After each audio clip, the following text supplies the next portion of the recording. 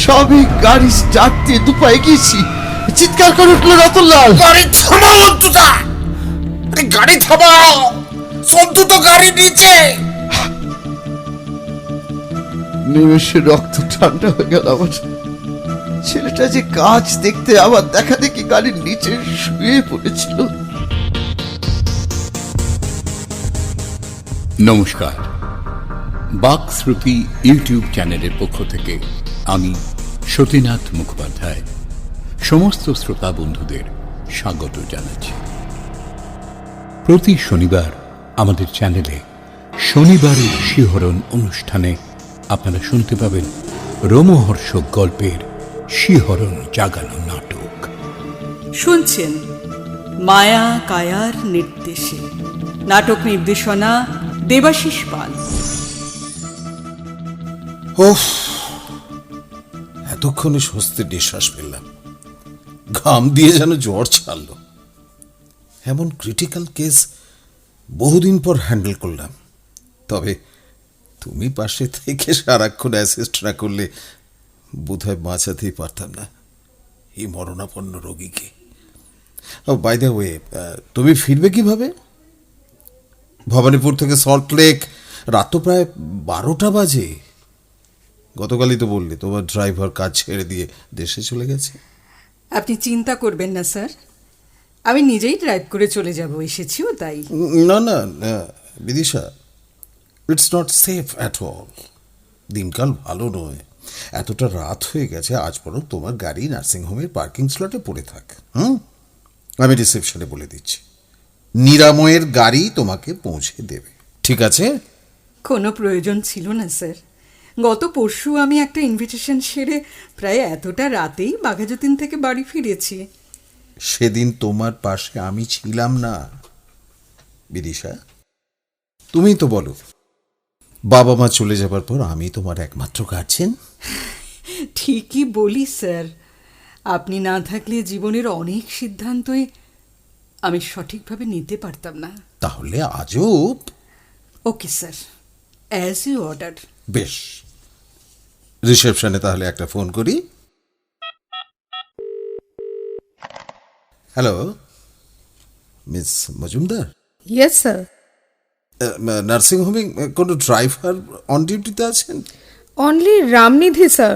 অতুল আর ধীরেন দুটো অ্যাম্বুলেন্স নিয়ে বেরিয়ে গেছে।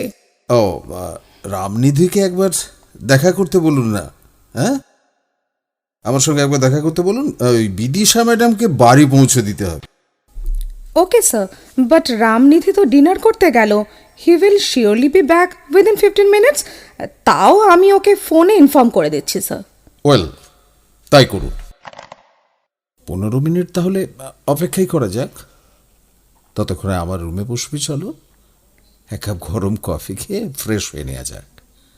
তারপর আমরা দুজনেই বেরিয়ে পড়ব যে যার গন্তব্যে। তুমি সল্ট লেক আর আমি শ্যামবাজার। ওকে, চলুন স্যার। একটা কথা বলবো স্যার। শিওর, বলো। আমাকে একজন নির্ভরযোগ্য ড্রাইভার দিতে পারেন? আমাদের তো সময়ের কোনো বার নেই, এনি টাইম অন ডিউটি। কেরিয়ারের শুরুতেই যে ওথ নিয়েছিলাম তা অবজ্ঞা করার তো কোনো অধিকার নেই আমার। সত্যি তুমি আমার মানুষ কন্যা Bidisha, true sense of the term. Thank you sir, thanks for your such compliments. শোনো, একজনের কথা এই মুহূর্তে আমার মনে পড়ছে। যদিও সে এখন কোথায় কি অবস্থায় আছে জানি না, গাড়ি চালাতে রাজি হবে কিনা তাও জানি না, তবে আনডাউটেডলি ফুললি ডিপেন্ডেবল, যথার্থ অর্থে বিশ্বস্ত এবং নির্ভরশীল। আমার সঙ্গে তার বহু বছরের চেনা জানা। একসময় একজনের লিভ ভ্যাকেন্সিতে 3 মাস এই নিরাময়েরও গাড়ি চালিয়েছে, আর বহু পরে 6টা মাস আমার পার্সোনাল কার। বাহ, এমন মানুষকে পেলে তো আমি নিশ্চিন্ত হই। তবে এর মধ্যে একটা কথাও আছে বিদিশা। কি স্যার? অতনু সম্বন্ধে। ও মানসিকভাবে পূর্ণমাত্রায় স্বাভাবিক নয়, থাকার কথাও না। আচ্ছা, ওই সবটা এখন আর ডিটেলসে বলছি না, বলার সময়ও নেই। রামনিধি ডিনার সেরে চলে এলো বলে। যদি সে তোমার জব অ্যাকসেপ্ট করে তবে নিজেই হয়তো একদিন নিজের মনের বন্ধ দরজা খুলে সব কিছু মেলে ধরবে তোমার কাছে। শিক্ষিত গ্র্যাজুয়েট ছেলে, সুন্দর চেহারা, কণ্ঠস্বরও, কিন্তু প্রকৃতি বড় অদ্ভুত, কথাবার্তাও। সেই জন্যেই কি স্যার আপনি নিজে তাকে রাখেননি? You are absolutely right Bidisha. আসলে ইচ্ছে করলেই কেউ কাউকে নিজের কাছে ধরে রাখতে পারে না। সব কিছুর নিয়ন্ত্রক যে অদৃশ্য ভবিতব্য। তবে আমার স্থির বিশ্বাস তোমার কাছে ওর থাকার কোনো অন্তরায় তৈরি হবে না। প্রায় 10 বছর ধরে তোমাকে দেখছি। তোমার জীবনের সব ঘাত প্রতিঘাত, চড়াই উতরাই সব ঘটে গেছে আমার দৃষ্টির সামনে। তাতে আমি বুঝতে পেরেছি তোমার সুকোমল সংবেদনশীলতার দিকটিকে। You are more sensitive than me, undoubtedly. Sir, yes, হ্যাঁ অরিত্রা বলো। রামনিধি এসে গেছে স্যার, গাড়িতে ওয়েট করছে। ম্যাডামকে প্লিজ আসতে বলুন। ওকে, হ্যাঁ চলো বিদিশা, ওঠা যাক। কাল সকালেই আমি কন্ট্যাক্ট করছি অতনুর সঙ্গে। Good night sir. Good night Bidisha, সাবধানে যেও।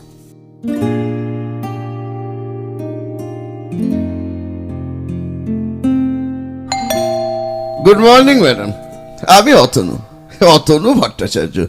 এই মুহূর্তে পেশায় বেকার, পূর্বতন পেশা ড্রাইভার। মোটর কার থেকে লরি সবই চালাতে পারি। তবে কি জানেন, অনেকে এখন আমাকে পাগল ভেবে এড়িয়ে চলে। পাগল, হ্যাঁ? আমার গ্রামের লোকজন ফিসফাস করে বলে, কি বলে জানেন, সন্তানঘাতী অতনু। একটু বোধহয় বেশি নিজের পরিচয়টা দিয়ে ফেললাম। আমি নিশ্চিত যে এবার আপনি গম্ভীর গলায় আমাকে বলবেন, এবার তুমি আসতে পারো। ডিসগাস্টিং। চলি তাহলে ম্যাডাম, ভালো থাকবেন। তুমি তো দেখছি প্রায় অন্তর্যামী। বসো। বসবো? আমি কি ঠিক শুনলাম, নাকি আপনি ভুল করে বলে ফেললেন? কিন্তু না ম্যাডাম, বসাটা বোধহয় সমীচীন হবে না। কেন? না মানে, বসতে যখন বললেন তখন অনুমান করছি আপনি আমার ভবিষ্যৎ মনিব হতে চলেছেন। তাই মালকিনের সামনে বসাটা অতি নিন্দনীয় গঠিত কর্ম বলেই তো বিবেচিত হবে। তুমি কি এমন কেতাবি ভাষাতেই কথা বলো? কি করব ম্যাডাম, আসলে ছোটবেলা থেকে কি জানেন, পড়াশুনোর পাশাপাশি বছরে 2-3 বার শখের যাত্রায় অভিনয় করেছি। তাই মাঝে মাঝেই আমার মুখ দিয়ে এমন কঠিন সমস্ত শব্দ বেরিয়ে পড়ে, ওই যাত্রার বিবেকের মতো। অপ্রিয় সত্য। ছাড়ুন এবার আবার এই নাটকের সংলাপের কথা। এবার আপনার বক্তব্য শুনি। দাঁড়িয়েই শুনবে তাহলে? আচ্ছা আচ্ছা, বসছি। আচ্ছা ম্যাডাম, আপনি একটু ক্রুদ্ধ স্বভাবের না? অন্যদের ক্ষেত্রে নয়, তবে তোমার ক্ষেত্রে মনে হচ্ছে আমার এই রাগী স্বভাবটাই কাজে দেবে। যাক, শোনো, আমার পেশা নিশ্চয়ই তুমি জানো। রোগী দেখতে বেরোতে হয় সময়ের হিসেব না করে। তাই আমার একজন মানব দরদি ড্রাইভার দরকার। মানব দরদি ড্রাইভার? কথাটা প্রথম শুনলাম, কেমন যেন একটা অদ্ভুত লাগছে। কি জানেন, সবাই দক্ষ ড্রাইভার চায়, কিন্তু আপনার শর্ত মতো ডাক্তারকে মানব দরদি হতে হবে কেন? রোগীর অবস্থা ক্রিটিক্যাল হলে যে কোনো সময়ে যে কোনো জায়গা থেকে ডাক আসতে পারে, বুঝলে? প্রবল বর্ষায়, প্রচণ্ড শীতে, মধ্যরাতে। তখন যাতে গাড়ির চালক না বলে এমন অসময়ে যাওয়া সম্ভব নয় আমার পক্ষে। ম্যাডাম, আমার ক্ষেত্রে এমন আশঙ্কা আপনার অমূলক। আমি যে ঘরপোড়া গরু, তাই জানি কি নিদারুণ উৎকণ্ঠা থেকে চরম বিপদের কারণে অসহায় মানুষ ডাকে ডাক্তারকে। আর কথা বাড়াবো না, আপনার নিশ্চয়ই এখন নার্সিংহোমে যাওয়ার সময়। ডাক্তার সাহেব বলছিলেন সকাল 10টার মধ্যেই আপনি বেরিয়ে পড়েন। বলছিলাম যে ড্রাইভার তো ঠিক হয়নি, তাহলে যাবেন কিভাবে? আমি নিজেই ড্রাইভ করব। প্রয়োজন নেই ম্যাডাম, আজ আমি আপনাকে নিয়ে যাই। আমারও তো একটা ট্রায়াল নেওয়া দরকার আপনার।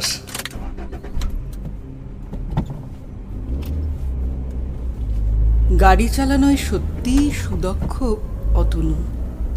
কোনো অকারণ উত্তেজনা নেই, ধীর স্থির অথচ অতি মসৃণভাবে এগিয়ে নিয়ে চলেছে চলমান বাহনটিকে। মানুষটিকে আরো একটু বুঝে নেওয়ার সহজাত কৌতূহলেই প্রশ্ন করলাম, অতনু, তুমি তো গ্র্যাজুয়েট, অন্য কোনো সম্মানজনক পেশায় না গিয়ে? ড্রাইভারিকে আপনি তাহলে অসম্মানজনক পেশা বলেই মনে করেন? সরি, আমি ঠিক তা বলতে চাইনি। আসলে তোমার যোগ্যতা অনুসারে অন্য কোনো... না না ম্যাডাম, প্রশ্নটা আপনি ঠিকই করেছেন। কি জানেন, আমি হিস্ট্রিতে অনার্স গ্র্যাজুয়েট, থাকতাম বর্ধমানের বাগনাপাড়ায়। স্বপ্ন ছিল শিক্ষকতা করব, ডেমনস্ট্রেশনে কোয়ালিফাইও করেছিলাম আমি। তারপর ইন্টারভিউ বোর্ডে স্কুলের সেক্রেটারি, তিনি আবার শাসক দলের পঞ্চায়েত প্রধানও। সর্বসমক্ষেই বিদ্যালয়ের উন্নতির জন্য 2 লাখ টাকার ডোনেশন চাইলেন আমার কাছে।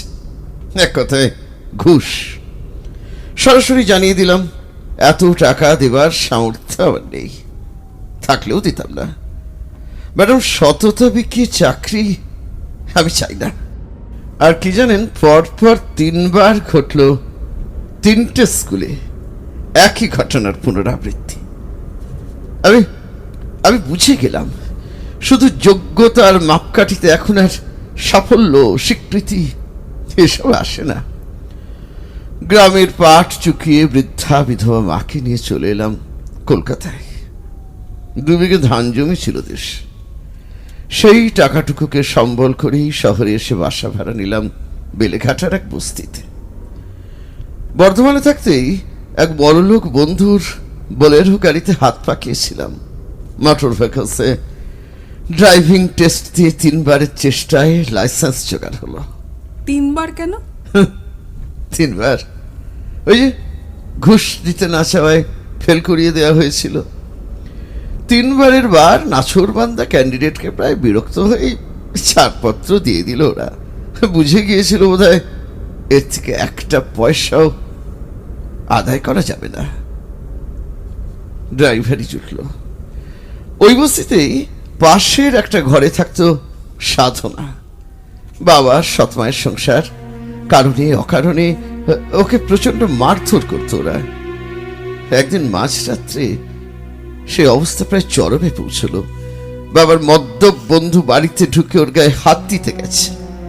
প্রতিবাদ করায় মাতাল বাবার হাতে অমানবিক প্রহার। আর অনেক আগে থেকে ম্যাডাম, আমার সামান্য দুর্বলতা ছিল এই বিয়েটির উপর। সেই রাতেই আমাদের পরিবারে আশ্রয় দিলাম ওকে।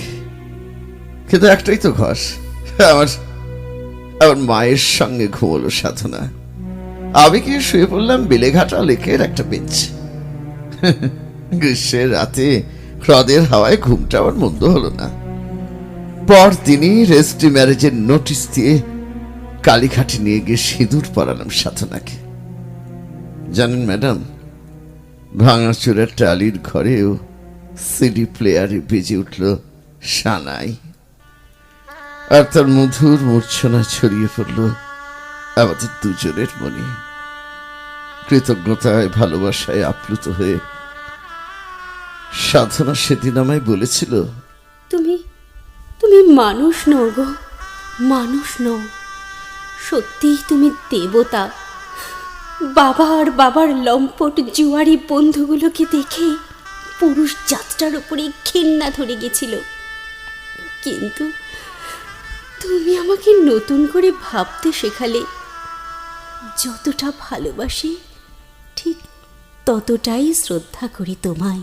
সাধনা, কোনোদিন এই হাতটা ছেড়ো না গো, হারিয়ে যেতে দিও না আমায়। আমি বড় দুর্বল, অসহায় আর ভালোবাসার কাঙাল। বুক দিয়ে আগলে রেখো আমাকে। ম্যাডাম, সেই প্রতিজ্ঞা আমি রাখতে পারিনি জানেন। ঠিক 1 বছরের মাথায় সন্তান প্রসব করতে গিয়ে আকাশের তারা হয়ে গেল সাথটা। আমার বৃদ্ধা মা আবার নতুন করে মাথায় তুলে নিল নবজাতকের মাতৃত্বের দায়িত্ব।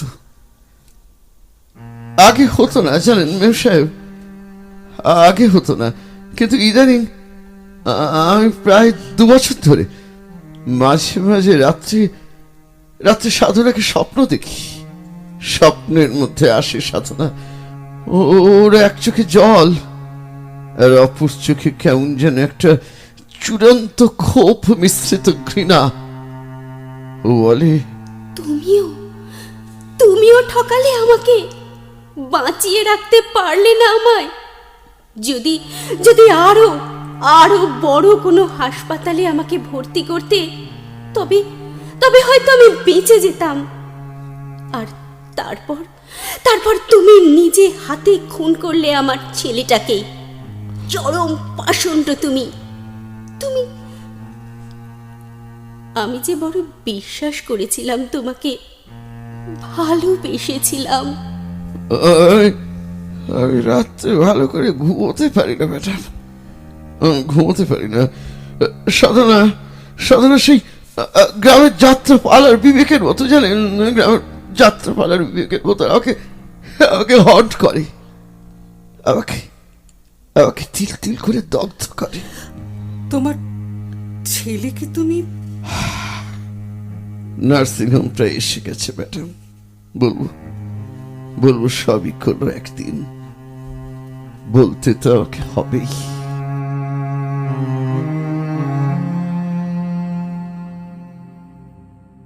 এমনিভাবে কেটে গেল প্রায় 6টা মাস। জুলাই থেকে জানুয়ারি। কোথাও কোনো অস্বাভাবিকত্বর চিহ্ন দেখলাম না তনুর মধ্যে। এক শীতের সকালের কথা মনে পড়ছে। যথাসময়ে ডিউটির জন্য প্রস্তুত হয়ে এলো। বলল, এ কি মেম সাহেব, হ্যাঁ এখনো যে রেডি হননি? আপনার মুখ চোখও কেমন ফ্যাকাশে লাগছে, শরীর খারাপ? কাল রাত থেকে একটু সর্দি জ্বর মতো হয়েছে। আজ আর নার্সিংহোমে যাব না, জানিয়ে দিয়েছি ফোন করে। ওবেলার চেম্বারও বন্ধ। আজ তো বুধবার, তাই তোমার গোটা দিনই ছুটি। বাড়ি গিয়ে রেস্ট করো। বলছিলাম, জ্বর গায়ে খাবেনটা কি? কল্পনাও বেছে বেছে আজই কাজে আসেনি। ঠিক আছে, হরলিক্স, বিস্কিট এসব কিছু খেয়ে নেব। ওকে ম্যাডাম, আমি আসি তাহলে। কিন্তু বিস্ময়করভাবে 2 ঘন্টার মধ্যেই আবার ফিরে এলো অতনু। বাজলো কলিং বেল। এ কি, আবার ফিরে এলে? এই আপনার জন্য একটু খাবার করে আনলাম ম্যাডাম, হালকা মাটন স্টু আর কড়া করে শাঁকা টোস্ট। জানি মাটন আপনি খুব পছন্দ করেন। ফেরার সময় তো মাঝে মাঝেই গাড়ি দাঁড় করাতে বলেন মাংসের দোকানের সামনে। খেয়ে নিন গরম গরম, জ্বরের মুখে ভালো লাগবে। তুমি খেয়েছো? আমি আর আমিষ খাই না ম্যাডাম। আসলে ছেলেটা বড্ড ভালোবাসত জানেন। ছাড়ুন কথা, এই ফ্লাস্কে একটু কাড়া বানিয়ে এনেছি, ওই আদা, লবঙ্গ, তেজপাতা আর যষ্ঠি মধু দিয়ে। আমার মায়ের তো ঠান্ডার ধার ছিল, তাই সব শীতকালেই মাকে খাওয়াতাম। সন্তুটাও খেত মায়ের সঙ্গে। আমি এবার আসি ম্যাডাম, ভালো কথা। কাল আপনার সেন্টার টেবিলের উপর ইলেকট্রিকের বিল দেখছিলাম, জমা করে দিয়েছেন? না, পাড়ার একটা ছেলে এসে নিয়ে যায়। আমি তো অনলাইন পেমেন্ট করতে পারি না। আমি পারি ম্যাডাম, 2 মিনিটেই করে দিচ্ছি। আপনার ডেবিট কার্ডটা আনুন।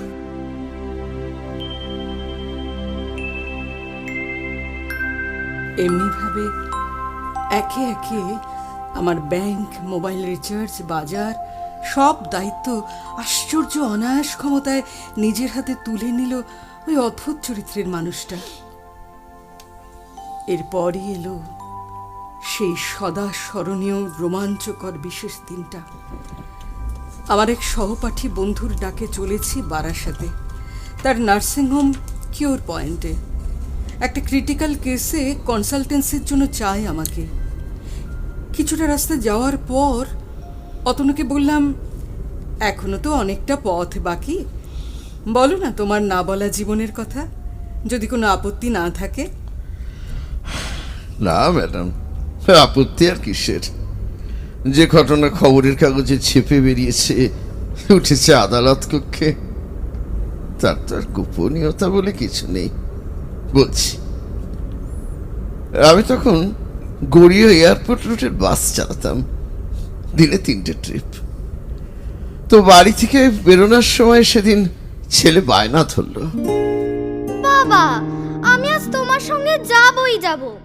রোজই নেবে বলো, নাও না। আজ আমার স্কুল ছুটি, আজ আমি যাবই। তুমি গাড়ি চালাবে, আমি কেবিনে জানলার ধারে বসে থাকবো। তোমার গাড়ি চালানো দেখবো, রাস্তাঘাট দেখবো। তারপর দুপুরে তুমি যখন বাড়িতে খেতে আসবে, আমি ফিরে আসবো তোমার সঙ্গে। ও বাবা, বাবা চলো না নিয়ে আমাকে। সত্যি বলছি, একটুও দুষ্টুমি করব না, লক্ষ্মী ছেলে হয়ে থাকবো আমি। চলো না। সেদিন আর না করতে পারিনি মেম সাহেব, জানেন, নিষ্ঠুর নিয়তি আমাকে না করতে দেয়নি। সিআইটি পদ্মপুকুরের কাছে এসে গাড়ির পেছনের বাঁ দিকে টায়ারটা গেল পাংচার হয়ে। ড্রাইভার সিটে বসে আওয়াজ শুনেই আমি আজ পেয়ে গেলাম সর্বনাশের। অফিস টাইম, ভরা বাস, কিছু লোক টিকিটের পয়সা ফেরত দিয়ে নেমে গেল। বাকি প্যাসেঞ্জাররা সিটে বসেই শুরু করলো অকথ্য গালিগালাজ। নিরুপায় অবস্থা আমাদের, ধারে কাছে কোনো গ্যারেজ নেই। বাধ্য হয়ে হেল্পার রতনলালকে সঙ্গে নিয়ে নিজেই কাজে লেগে পড়লাম। কাজ করতে করতে বিরক্তিতে তখন বিট বিট করছে রতনলাল।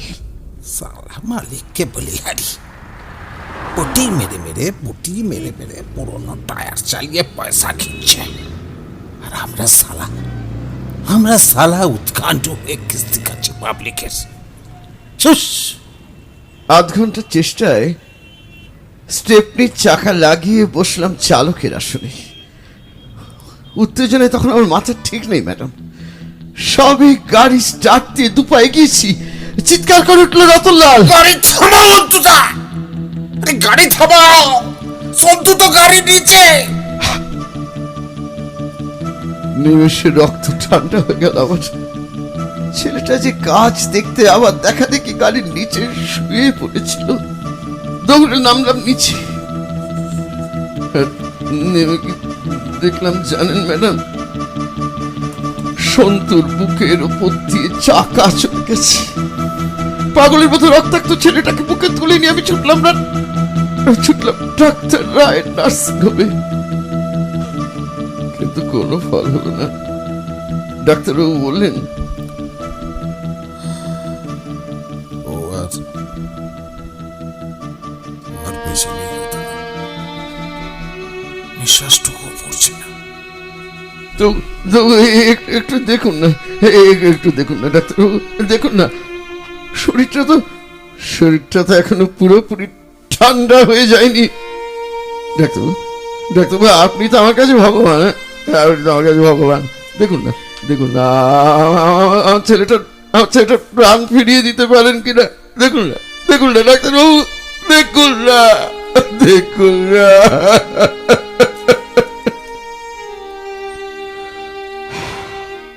তারপর পোস্টমর্টম, পুলিশ কেস। অনিচ্ছাকৃত দুর্ঘটনা ঘটানোর অপরাধে আমার 2 বছর সশ্র কারাদণ্ড, লাইসেন্সে লাল দাগ। জেল থেকে ফিরে আশ্রয় পেলাম ডাক্তার রায়ের কাছে। তখন আমার উদ্ভ্রান্ত অবস্থা। জেলে বসেই পেয়েছি শোকাহত বৃদ্ধা মায়ের মৃত্যু সংবাদ। দুনিয়া তখন আমি একেবারেই একা মেম সাহেব। তবে যতক্ষণ গাড়ির চালকের আসনে বসে থাকতাম, জানেন, ততক্ষণ সব ভুলে পূর্ণ মাত্রায় স্বাভাবিক। ওই স্টিয়ারিং যে আমার অন্নযাত্রী লক্ষ্মী, আর ওই স্টিয়ারিং আমার সর্বনাশের নিয়তি। এমনি ভাবে কেটে গেল 6টা মাস। সেদিন এমার্জেন্সি কল পেয়ে প্রায় মধ্যরাত্রে আমাকে ডেকে নিলেন ডাক্তার সাহেব। পেশেন্টের কন্ডিশন সিরিয়াস, ইমিডিয়েটলি নার্সিং হোমে পৌঁছতে হবে। এক মনে গাড়ি চালাচ্ছি, ফাঁকা রাস্তা, হঠাৎ হঠাৎ দুহাত প্রসারিত করে গাড়ির সামনে এসে দাঁড়ালো সন্তু। এ কি করে সম্ভব? আমি আমি গাড়ি থেকে নেমে ওকে ধরতে গেলাম, নিমেষে মিলিয়ে গেল হাওয়ায়। আবার আবার ড্রাইভার সিটে বসলাম আমি, আবারও গাড়ির সামনে এসে দাঁড়িয়েছে। এরকম পরপর পরপর কয়েকবার চলতে লাগলো। আবার অদ্ভুত আচরণ থেকে অস্থির ভাবে বলে উঠলেন, ডাক্তার সাহেব। অতনু অতনু অতনু, তখন থেকে কি করে যাচ্ছ পাগলের মতো? একবার গাড়িতে উঠছো, আবার নেমে যাচ্ছ পরক্ষণেই। আচ্ছা, তোমার কি মাথা খারাপ হয়ে গেল? আরে মরণাপন্ন রোগী পড়ে রয়েছে আমার নার্সিং হোমে। ডাক্তারবাবু সন্তু, হ্যাঁ সন্তু, ডাক্তারবাবু সন্তু দাঁড়িয়ে রয়েছে গাড়ির সামনে। ওই যে ওই দেখুন না, ওই দেখুন হাত হাতছে, ফিরে যেতে বলছে আমাদের, ফিরে যেতে বলছে। কেউ কোথাও নেই, কেউ কোথাও নেই অতনু।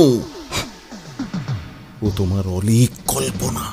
অলিক কল্পনা? হ্যাঁ, অলিক কল্পনা। Please please start the car and go faster, please. ততক্ষণে হাওয়ায় মিলিয়ে গেছে সন্তু। মানুষের অবশ অস্তিত্ব নিয়ে আমি চলতে শুরু করলাম। একসময় পৌঁছেও গেলাম নার্সিং হোমে, কিন্তু শেষ রক্ষা হলো না। থমথমে মুখে গাড়িতে ফিরে এসে ডাক্তার রায় বললেন, আর 15 মিনিট আগে পৌঁছলেও একটা শেষ চেষ্টা করতে পারতাম। জীবনে আজ প্রথম আমার ডাক্তারি শুরুতে নেওয়া শপথ ভঙ্গ হলো। অনর্থক দেরি করে ফেললাম আমরা। বিবেকের কাছে আমার জবাব দেওয়ার কিচ্ছু থাকলো না। স্যার স্যার আমি আমি আমি ভয় পাচ্ছি অতনু। তুমি আমার গাড়ি চালালে হয়তো এমন ঘটনার বারবার পুনরাবৃত্তি হতে পারে।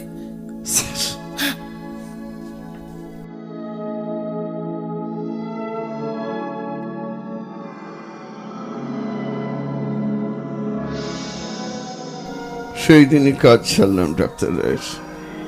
জমি বিক্রির সেই সামান্য টাকাতেই চলছিল কোনোভাবে প্রাসাচ্ছাদন। তারপর সেই ডাক্তার রায়ের সুপারিশেই কাজ পেলাম আপনার কাছে। জানি না ম্যাডাম, এরপর ভাগ্য আমায় আর কোন পথে নিয়ে যাবে। এরপর প্রায় 5 মিনিটের অখণ্ড নিস্তব্ধতা। পরিবেশটা কেমন ভারী হয়ে গেছে।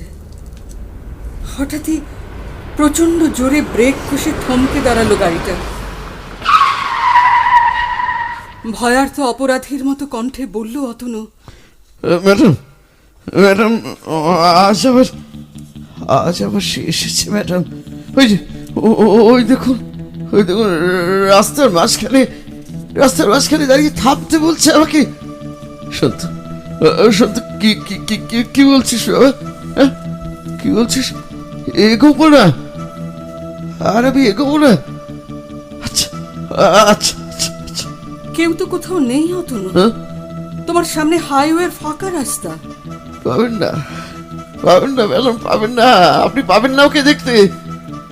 ওর বাবা ছাড়া কাউকে দেখা দেয় না। এক রাস অভিমান আর এক আকাশ ভালোবাসা নিয়ে ও নিজেকে প্রকট করে তোলে শুধু আমার সামনে। অতনু? হ্যাঁ ম্যাডাম, ওই যে হাত নেড়ে আমাকে গাড়িটাকে ব্যাক করে নেয়া নির্দেশ দিচ্ছে।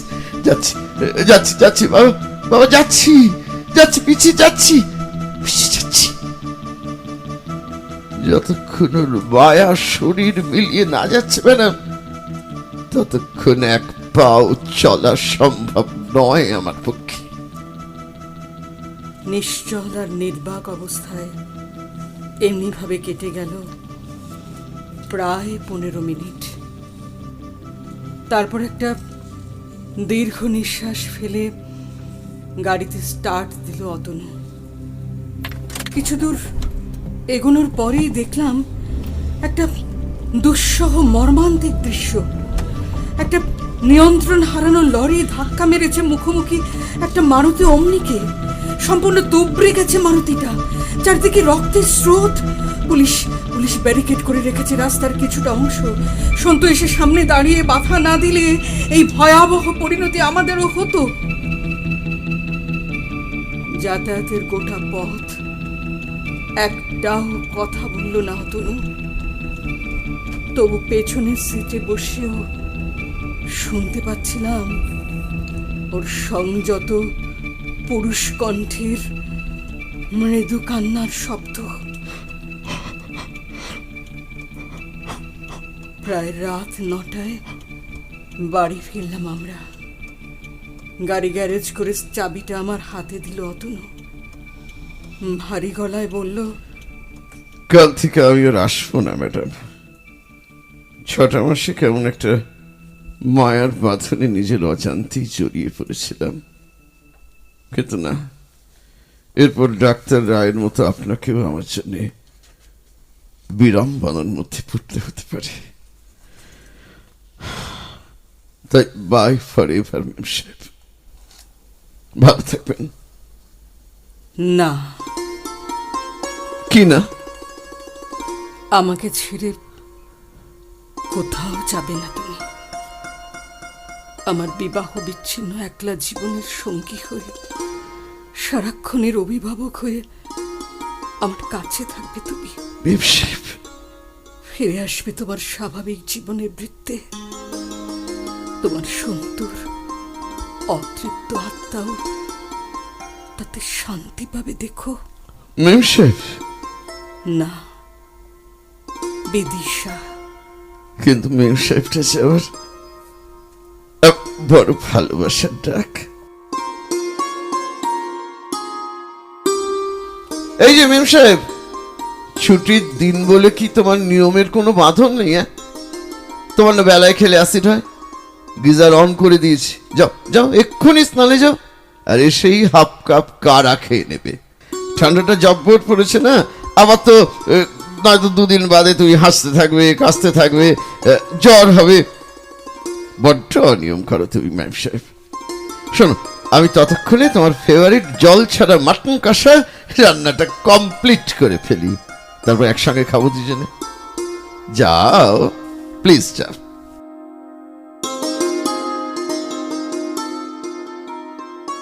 মায়া কায়ার নির্দেশে নাটক নির্দেশনা ও অতনুর ভূমিকায় দেবাশিস পাল। অন্যান্য চরিত্রায়নে জীবেশ ভট্টাচার্য, সঞ্চয়িতা নাগ, সম্পূর্ণা দাস, সৌমি মুখোপাধ্যায় এবং স্বাগতা পাল। আমাদের চ্যানেলটিকে সাবস্ক্রাইব করে আমাদের পাশে থাকবার অনুরোধ জানাচ্ছি। আমাদের প্রতিটি নাটকের প্রয়োগ পরিকল্পনায় রয়েছেন দেবাশিস পাল। শব্দগ্রহণ স্টুডিও আবহ। যন্ত্রানুষঙ্গ সুব্রত বাবু মুখোপাধ্যায়। আবহ নির্দেশনা সন্দীপ দে।